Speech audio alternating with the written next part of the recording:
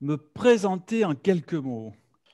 Je pense que vous avez déjà démarré sur peut-être un des aspects intéressants, mais moi, je me définirais d'abord comme comment dire, comme un papa chanceux de 4 enfants avec une épouse formidable.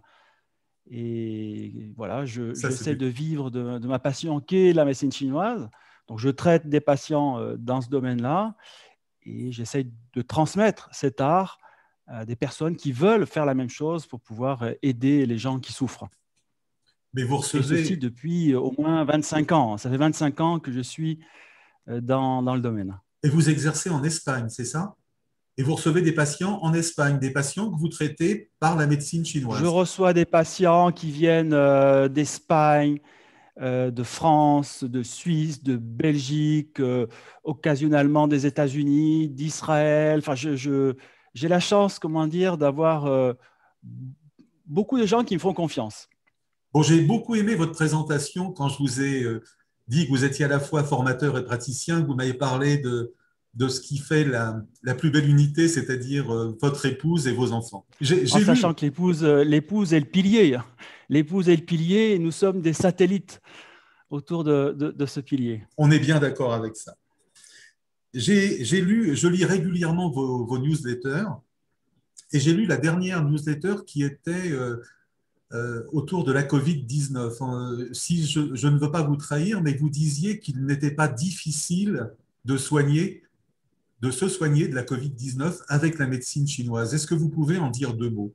Alors d'abord, ce que j'ai dit dans cet article, il n'est pas, c'est pas très inédit. C'est-à-dire que je ne suis pas le seul à m'être rendu compte à quel point cette pathologie, si elle est soignée au tout début, est dans la majorité des cas très facile à soigner, mais vraiment, je dirais même plus facile qu'une grippe ordinaire. D'accord, Je ne parle pas du stade où la personne est sous respirateur en train de mourir. Je ne parle pas de ce stade-là.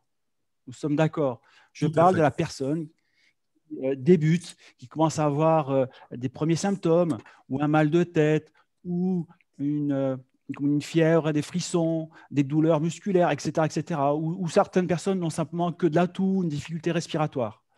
En fait, si on prend cette pathologie au début et on la traite, que ce soit, je pense, en médecine chinoise, avec la phytothérapie chinoise, donc les plantes chinoises, ou éventuellement d'autres approches, hein, je ne pense pas qu'il y a que la médecine chinoise qui peut traiter cette pathologie, eh bien, finalement, on a des résultats très rapides.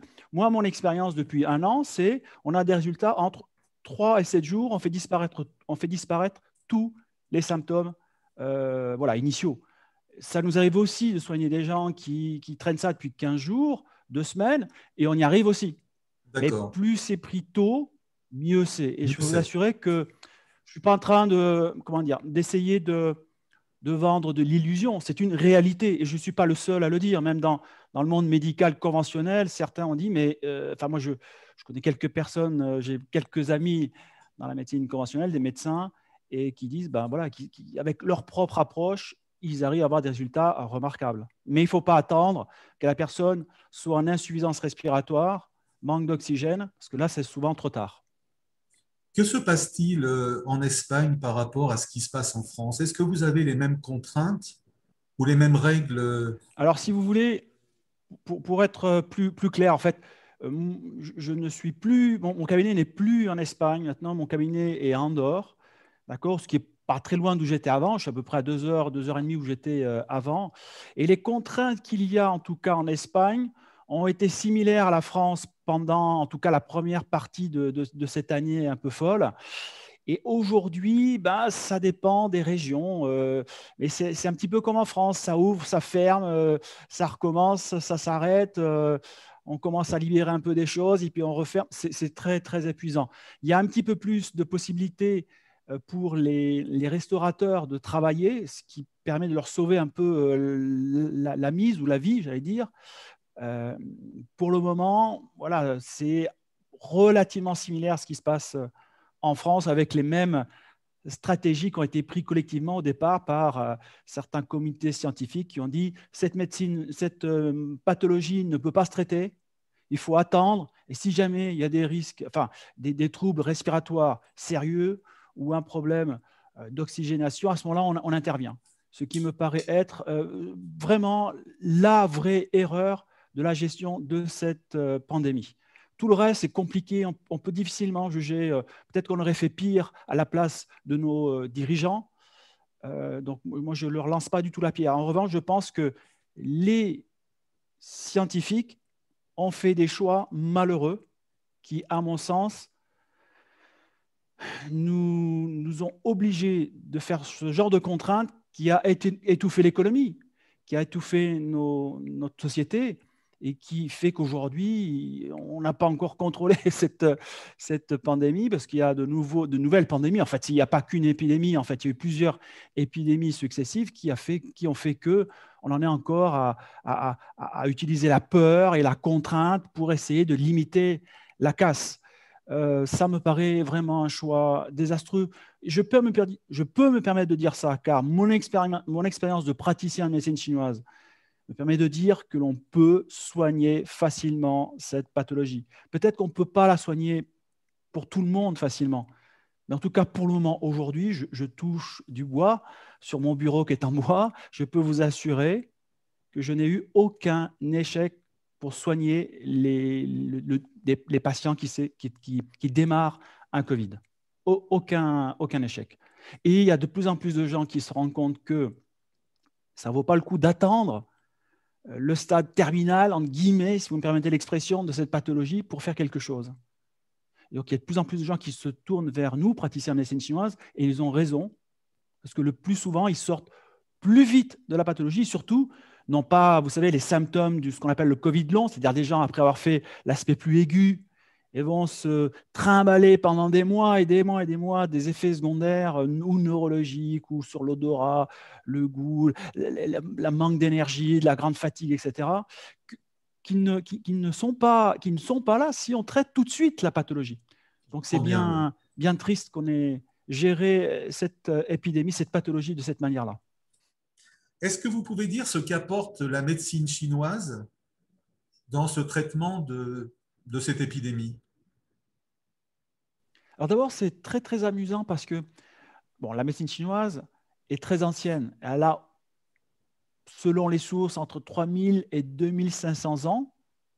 Et on peut dire qu'elle s'est vraiment posée telle qu'on la connaît aujourd'hui il y a 2000 ans.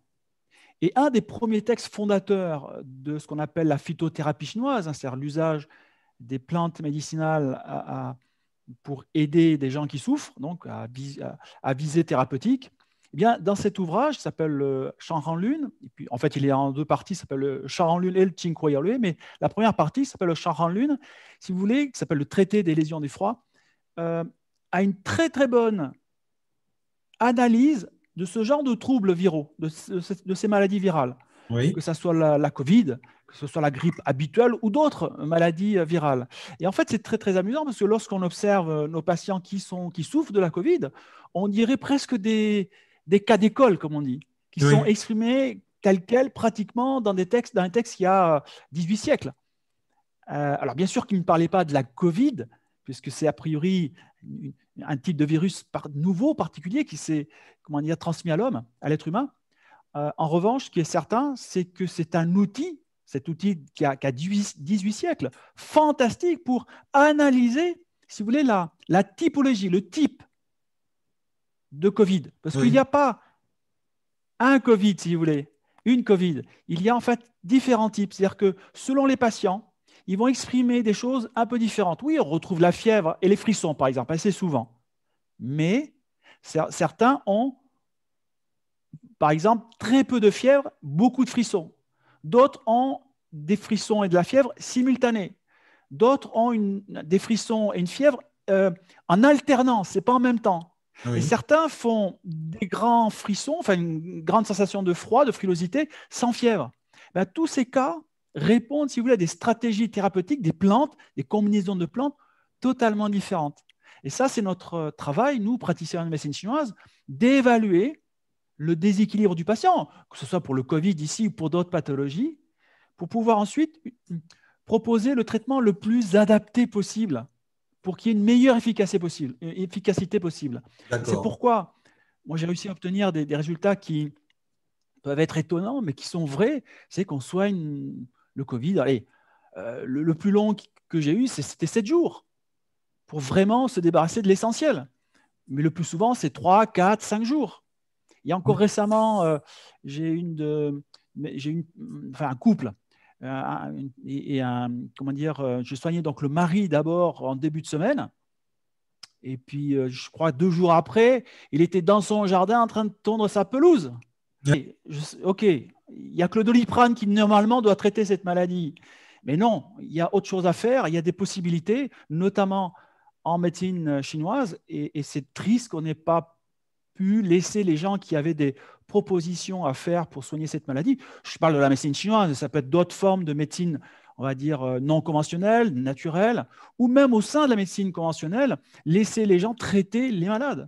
Probablement que certains traitements n'étaient pas utiles ou valables, peut-être, mais il ne fallait pas laisser les gens s'aggraver jusqu'à l'impossibilité de respirer, hein, avec le manque d'oxygène, et d'entraîner des thromboses, des embolies, etc., etc.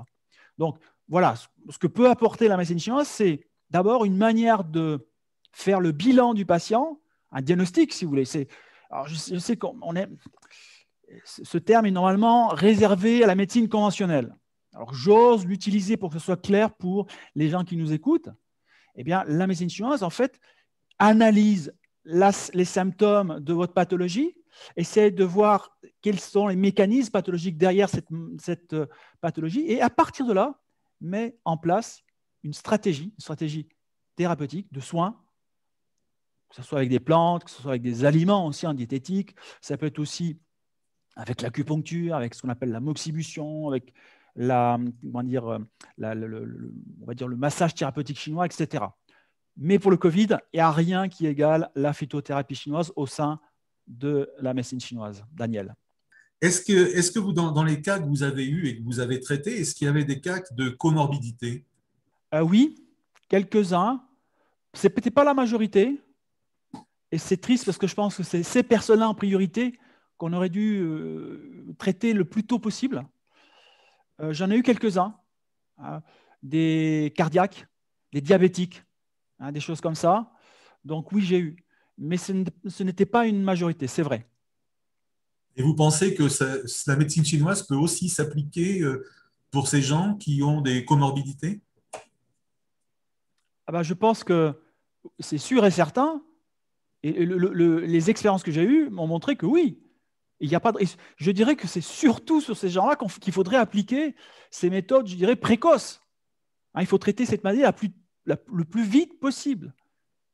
Plus c'est rapide, mieux c'est. Plus il y a de chances de passer l'histoire tranquillement, comme une mauvaise grippe s'il le faut. Au pire, c'est ce qu'on doit s'attendre. Mais c'est évident que si on ne fait rien, il y a plus de risques, surtout pour ces personnes-là, d'avoir des troubles particuliers. Ceci étant dit, moi j'ai vu de tout aussi.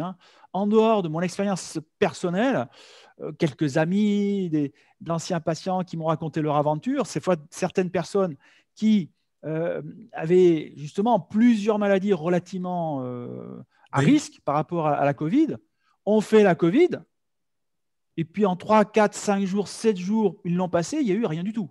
Donc c'est en effet une pathologie qui est un peu capricieuse, qui n'a pas toujours un standard dans sa manière de se développer, de se manifester, etc. C'est pourquoi il faut une médecine adaptative. Il faut s'adapter au patient. Il ne faut pas traiter la maladie, il faut traiter le patient qui a la maladie. Et ça fait une énorme différence. Bien sûr. Et la médecine chinoise fait partie de ces médecines adaptatives qui cherchent, bien sûr, à traiter une maladie, mais en rapport avec un patient, avec une typologie particulière, une constitution particulière, avec, un passé médical particulier, etc. Et ça, c'est très important. Est-ce qu'il y a des possibilités de prévention? Est-ce que, par exemple, vous pourriez dire à certains de vos patients, vous êtes potentiellement à risque, vous devriez peut-être prendre ça, ça, ça en prévention de la Covid? Mais c'est ce que je fais. C'est ce que je fais. J'ai des patients qui me consultent pour prévenir.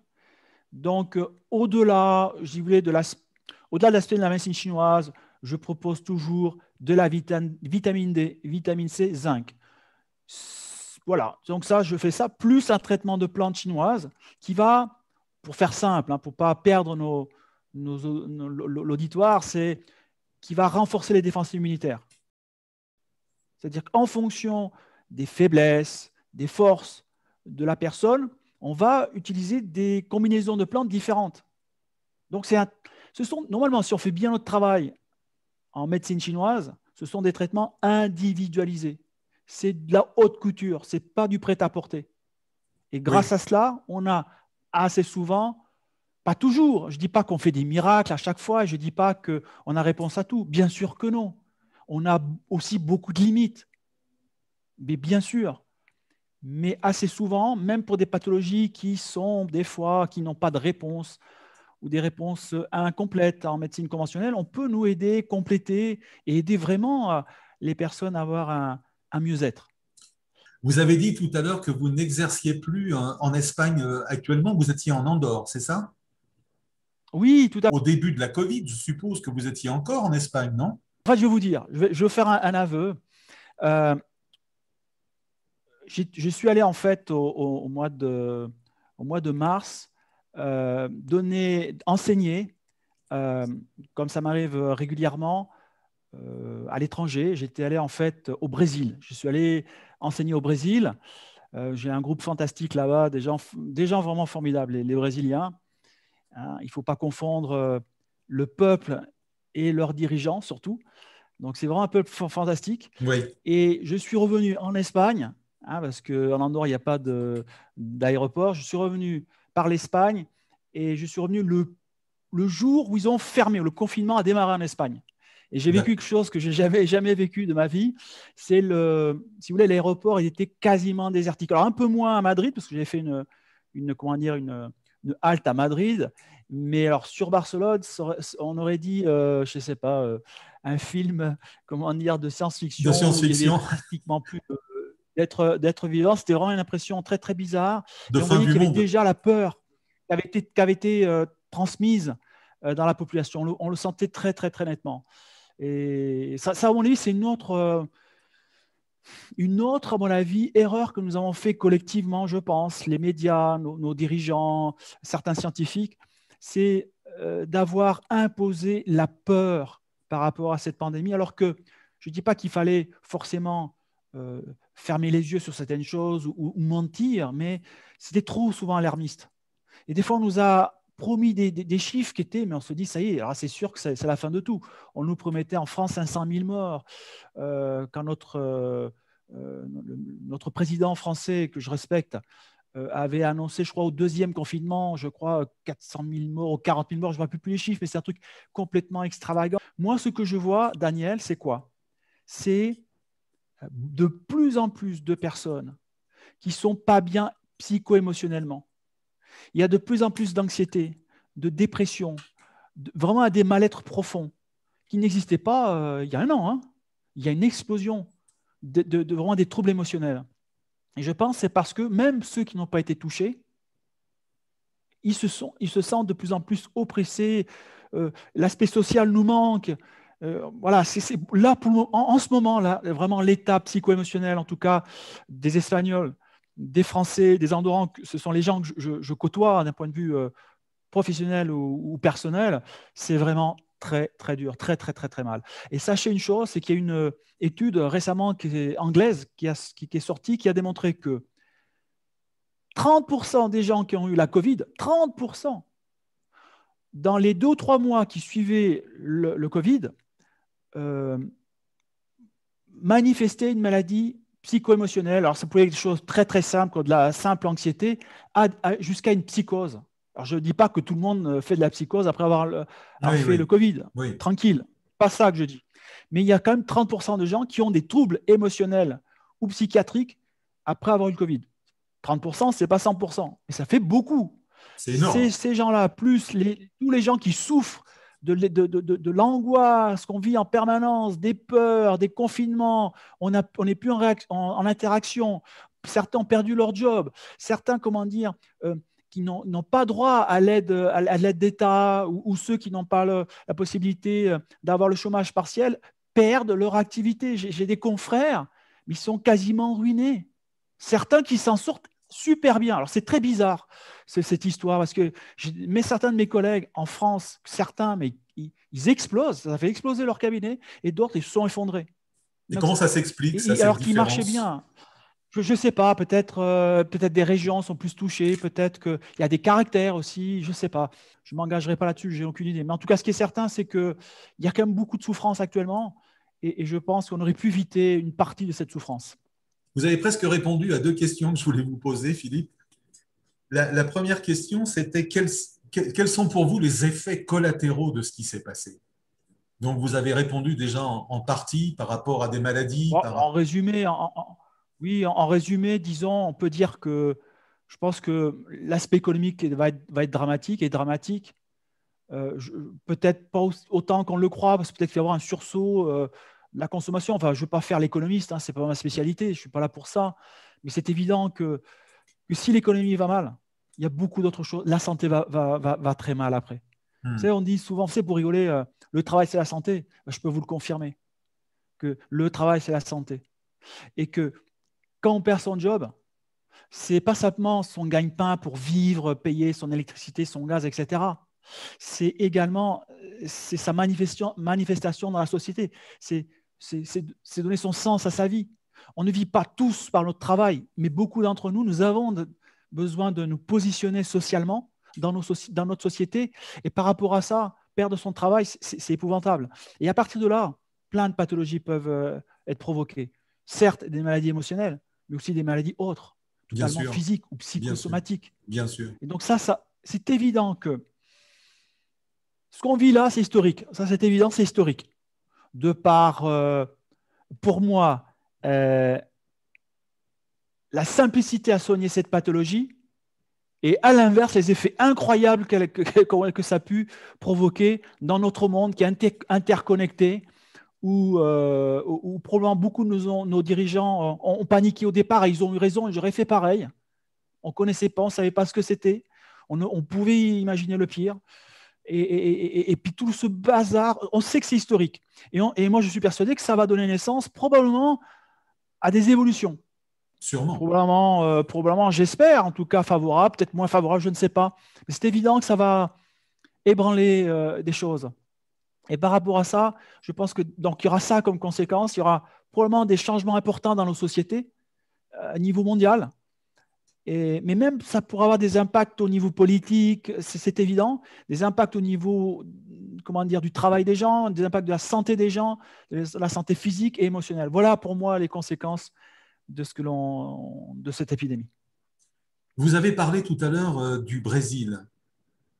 On a des informations qui montrent un nombre de morts absolument colossal au Brésil. Est-ce que vous en savez quelque chose? Alors, j'ai de très très bons amis au Brésil. J'ai une très très bonne amie qui s'appelle Cilia Ferreira, qui fait le même métier que moi, qui est vraiment une femme fantastique et qui est très très très inquiète. Très inquiète à cause du pouvoir en place, très inquiète par la gestion qu'il y a eu de cette pathologie. Elle a encore ses deux enfants qui sont grands, mais encore ses deux enfants qui sont là-bas et elle voudrait faire venir probablement certains, les deux ou un des deux, en Europe parce qu'elle est aussi portugaise, elle est brésilienne et portugaise et elle est vraiment très très inquiète. Alors je ne veux pas faire de la politique ici, c'est pas mon rôle, je Non, connais rien, je suis pas compétent. Mais ce qui est certain, c'est que ce qui se dit, je dirais dans les gens comme vous et moi, c'est très mauvaise gestion également de l'épidémie, presque pas dans certains endroits. Il faut comprendre que le Brésil, c'est des ultra riches et des ultra pauvres. C'est évident que l'accès aux soins dans une partie de la population n'est pas la même que, par exemple, en France, on a tous droit pratiquement. Oh, oui, peut-être oui. qu'il y a des inégalités parfois, mais actuellement, dans le Covid, on ne vous choisit pas parce que vous êtes smicard. Enfin, ça n'existe plus. On ne dit plus comme ça, je crois. Vous m'avez compris. On dit nouveau Comment dire, pauvre. on gagne que 1400 euros par mois ou si vous êtes le patron d'une entreprise très riche. On vous prend de la même manière. On ne fait pas de choix. D'accord. Donc, il y a ce problème-là, je pense, au Brésil qui défavorise bien sûr le soin précoce de cette pathologie. Et comme Vous savez, ce n'est pas compliqué. Quand vous regardez les couches sociales les plus pauvres, c'est celles qui sont les moins bien nourries, qui sont les plus obèses, qui ont plus de diabète, qui ont plus de maladies cardiovasculaires aujourd'hui dans nos sociétés. Alors que les couches sociales plus aisées ont moins de maladies cardiovasculaires, de diabète, d'obésité, etc., etc. Donc au final, qu'est-ce qu'on a? Forcément, plus de gens qui ont ces pathologies-là dans certains endroits du Brésil, plus de pauvreté, plus de ce type de pathologie et moins de soins. Qu'est-ce que ça donne au final? Ça peut donner qu'une catastrophe. Oui, mais c'est ce qui exactement s'est passé pratiquement aux États-Unis. Hein. Plus ou moins, ça a été la même chose. Peut-être un peu moins fort parce que probablement que les hôpitaux ont quand même assuré d'une manière plus dynamique. En revanche, il y a aussi beaucoup d'obèses aux États-Unis, beaucoup de personnes qui ont des maladies cardiovasculaires, hypertension, le diabète, etc., qui sont des facteurs à risque. Et c'est ce qui, je pense, a induit aux États-Unis des chiffres qui sont fous également. Je crois que au niveau des pays occidentaux, je crois que c'est un des plus élevés, quoi, de ceux qui ont plus. Je parle en nombre, bien sûr, de manière relative, hein, en nombre de personnes, d'habitants. Hein. Oui. Bien sûr, un pays qui fait 350, 320 ou 350 millions d'habitants ne peut pas avoir les mêmes pertes que la Suisse qui a 6 ou 8 millions. C'est normal, c'est logique. Bien sûr. Mais en proportion, ils sont très élevés, quoi. Et c'est pas normal. Avec la richesse qu'il y a dans ces pays-là, il y a une anomalie. D'ailleurs, il faut quand même comprendre que globalement, c'est plutôt dans les pays occidentaux et européens qu'on a eu le plus de mortalité. Il va falloir se poser la question de pourquoi, alors qu'on a soi-disant les meilleures médecines au monde. Il faudrait peut-être que vous me posiez la question, Daniel, tiens, mais pourquoi en Asie, il y a eu aussi peu de morts? Ça serait peut-être une question intéressante à poser. Alors, je vais vous répondre, Daniel. D'abord, il faut savoir que on ne sait pas tout de ce qui se passe en Asie. C'est-à-dire il faut prendre conscience qu'on regarde toujours les sociétés différentes des nôtres avec notre propre filtre. Et on capte simplement ce qui nous intéresse. La réalité de l'Asie, c'est la chose suivante. C'est que d'abord, on est tous d'accord que le nombre de morts en Chine est sans doute beaucoup plus élevé que ce qu'ils ont annoncé. Pourquoi? Parce que c'est un pays qui fonctionne comme ça, point. Je ne vais pas aller plus loin, ça n'a aucun intérêt. Mais on sait très bien qu'il y a sans doute beaucoup plus de morts. Ceci étant dit, proportionnellement à la population, c'est bien inférieur, et ça c'est certain, que dans les pays européens. On ne peut pas en être sûr pour la Chine, mais on en est sûr pour Taïwan, pour Singapour, pour Hong Kong, pour la Corée du Sud, par exemple, parce que eux, ce sont des pays qui sont, où il y a la transparence, on sait exactement combien de morts il y a eu, combien il y a eu d'infectés, etc. Et si on regarde globalement, tous ces pays-là ont réussi à passer l'histoire, mais sans problème. Il y a très peu de mortalité. Qu'est-ce qui s'est passé?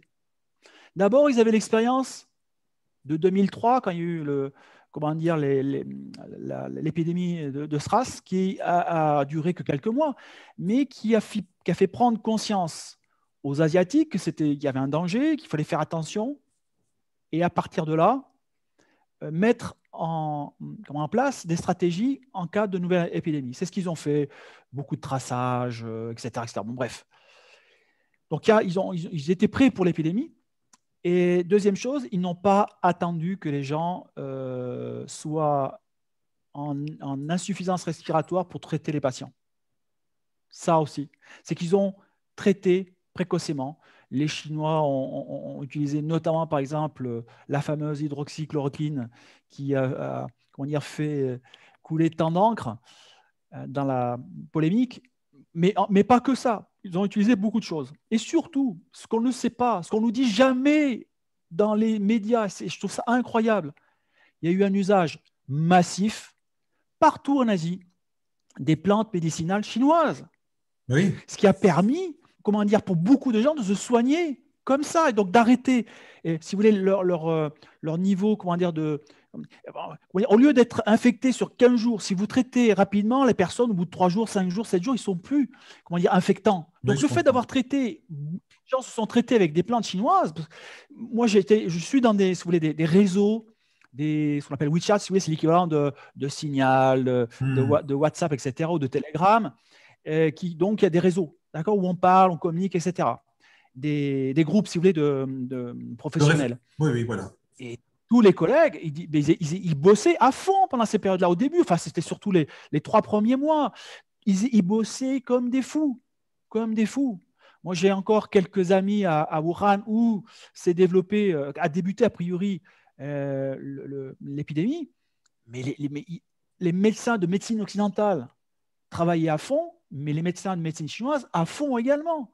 Donc, il y a eu l'usage massif des plantes médicinales chinoises au point où on avait même au mois d'avril chez nous commencé à avoir des pénuries chez nos propres laboratoires qui distribuent les plantes pour les professionnels comme nous.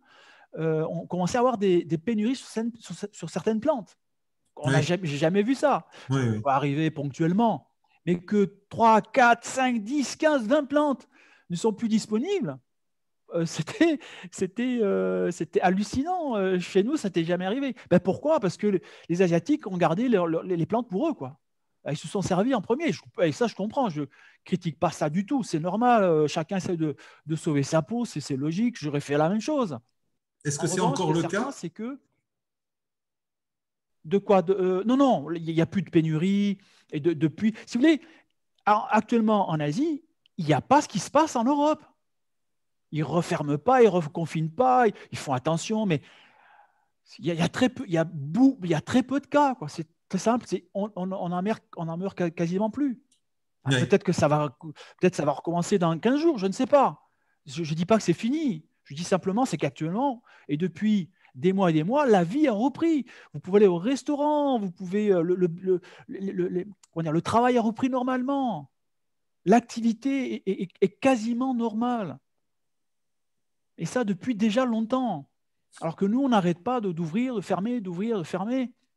Et c'est épouvantable pour beaucoup de sociétés et de nous, d'individus, dans cette sans arrêt de ne pas savoir où on va. C'est ce qu'il y a de plus difficile. bien C'est ce qui, sûr. pour moi, une des grandes causes de la souffrance émotionnelle de beaucoup des gens que je vois, c'est que, mais on ne sait pas où on va. Parce que sans arrêt, c'est, ah, ça va être peut-être un peu mieux. Ah, mais non, ça recommence. Et puis ça va mieux, et puis ça recommence. Et sans arrêt, donc on ne sait pas où on va. J'ai Ça, c'est entendu l'autre jour un médecin dire on va en avoir encore pour 8 à 9 ans. C'est scandaleux de dire ça. C'est scandaleux. Même s'il avait raison. Dans l'état où nous sommes actuellement, c'est surtout pas ce qu'il faut dire. Je ne dis pas qu'il faut cacher la vérité. Je dis que c'est pas ce qu'il vient de dire. Il n'en est pas sûr. Il n'est pas sûr du tout de ça. L'épidémie peut s'éteindre tout d'un coup, comme a fait le SRAS en 2003. Et on ne sait pas pourquoi, et on ne sait pas encore pourquoi ce genre d'épidémies peuvent s'éteindre. Ou alors, elle peut devenir, comment dire, cyclique, comme la grippe. On a oublié que la grippe, c'est chaque année, chaque hiver. Ben, peut-être que le coronavirus reviendra nous visiter sur différents variants tous les hivers. C'est possible aussi. On ne sait pas encore.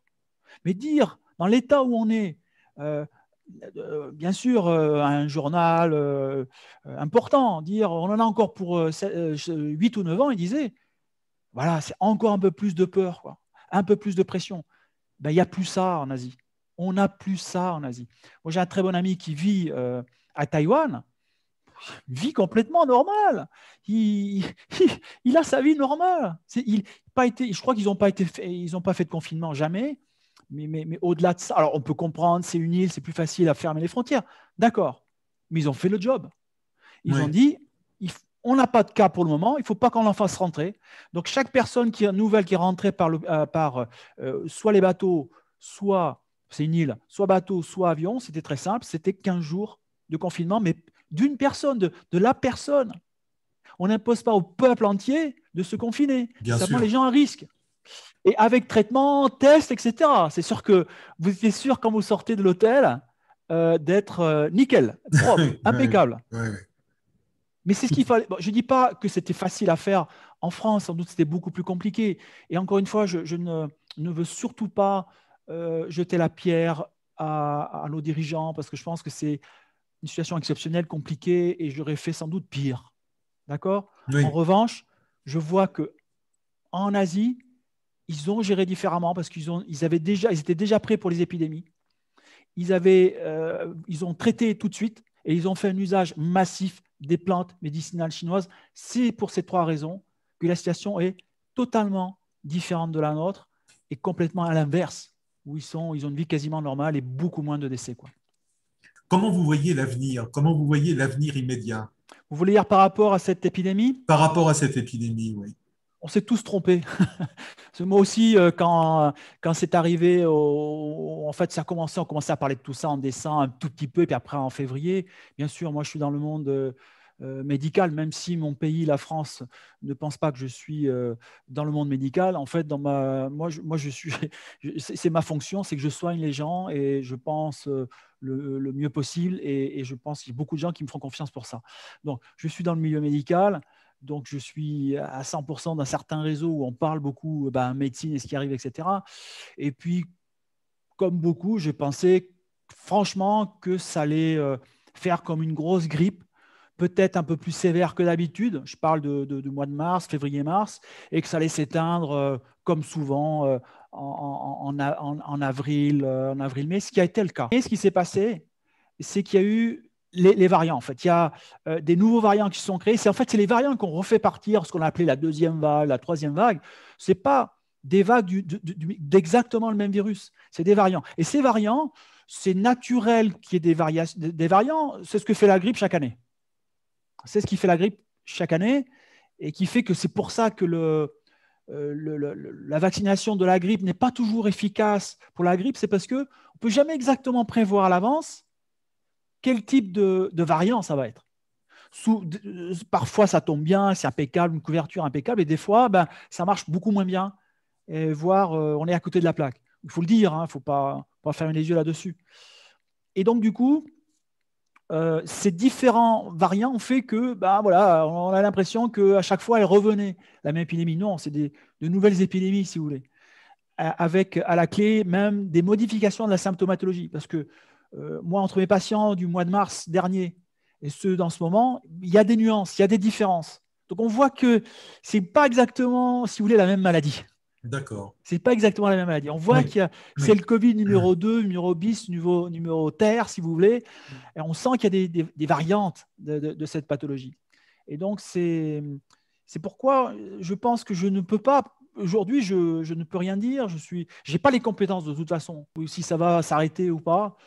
Moi, j'ai un naturel optimiste. J'écoute aussi des scientifiques sérieux qui pensent qu'avec tous les gens qui sont tombés malades, avec la vaccination, probablement que tout ça va s'essouffler et que probablement, peut-être cet été ou peut-être à l'automne, le coronavirus sera bien affaibli suffisamment pour qu'on ne parle plus d'épidémie.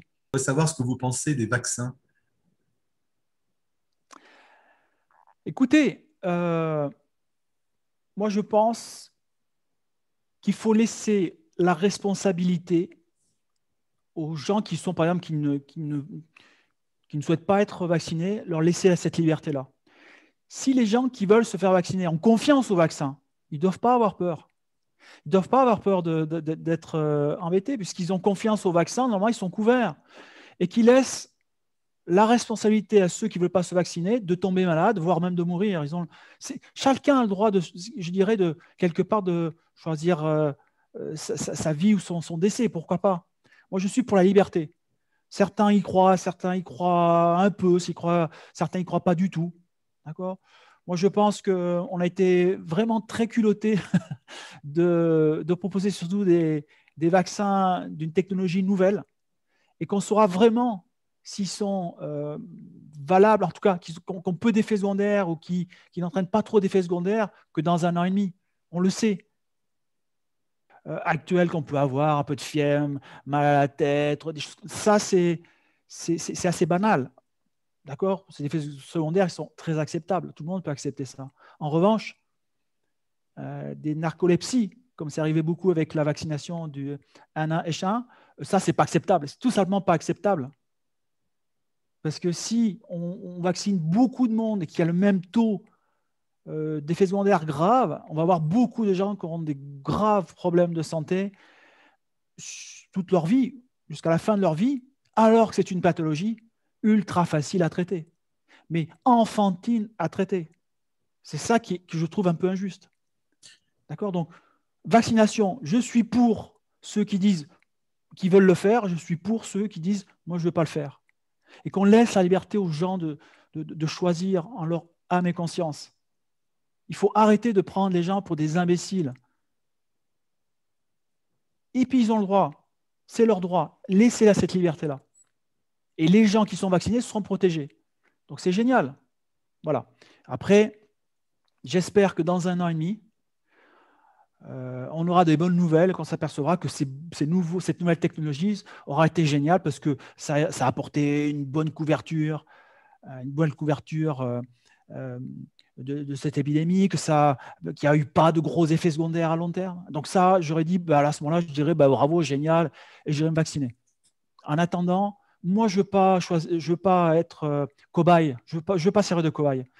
Je sais que je ne suis pas immortel, je sais que ma vie est courte, et j'ai encore envie d'en profiter, j'ai plein de choses à faire sur ce monde, j'ai plein de gens à aider à travers mon enseignement, à travers mes soins. Je ne veux surtout pas avoir une maladie sérieuse, grave et handicapante jusqu'à la fin de ma vie simplement parce que on m'a donné l'idée, on a ancré en moi l'idée qu'on ne pouvait pas traiter cette maladie précocement. Ça, ce n'est pas possible. Donc, je reste avec mes plantes, j'attends 1 an et demi avant de me faire vacciner. Mais c'est un choix personnel et je respecte totalement les gens qui veulent se faire vacciner. Je trouve ça bien. Si c'est leur choix, c'est super, c'est génial. Je les encourage, je suis avec eux. Voilà ma réponse, Daniel. Dernière petite question. Qu'est-ce que vous pourriez dire aux gens qui nous écoutent pour leur dire gardez confiance, il y a des choses à faire, il y a des choses qui peuvent vous protéger. Qu'ils prennent conscience qu'en Asie, on a complètement géré l'épidémie différemment et qu'on a utilisé massivement les plantes qui, si c'est précocement, peuvent traiter le Covid-19 très facilement. Je vous assure, comment dire, c'est très sincère, je ne dis pas ça pour attirer l'attention, je ne dis pas ça pour avoir, je ne sais pas, m'attirer des mérites, n'importe quoi. Non, je suis animé par de la compassion. C'est mon travail de soignant. Il y a possibilité de se faire soigner cette pathologie au tout début. Ça, c'est une première chose. Deuxième chose, aucune épidémie n'a été éternelle. Aucune. Même la pire qu'on a eue, la peste noire, etc., à un moment donné, elle s'est arrêtée. Et on est très, très, très, très loin de ce type de situation. Donc, les choses vont rentrer dans l'ordre. Et très probablement, quand on regarde à chaque fois ce qui s'est passé dans les grandes épidémies, il y a toujours eu des modifications intéressantes dans les sociétés. Donc, pour être optimiste, sachez que ça peut se soigner et que, en général, ces situations un peu particulières, un peu historiques, ont amené des choses intéressantes. Donc, nous allons vivre de belles périodes dans la suite. Sans doute, au départ, ça va être chahuté. On va être chahuté à cause de notre économie qui va être un petit peu compliquée. On le sait tous. On le sait tous. On va s'accrocher, on va être patient et on ira sans doute vers peut-être des développements dans nos sociétés intéressants. Donc voilà, il faut espérer là-dessus, quoi. Eh bien, merci beaucoup, Philippe. Merci beaucoup pour ces réponses à ces quelques questions. Merci. Merci beaucoup, Daniel. À bientôt. À bientôt.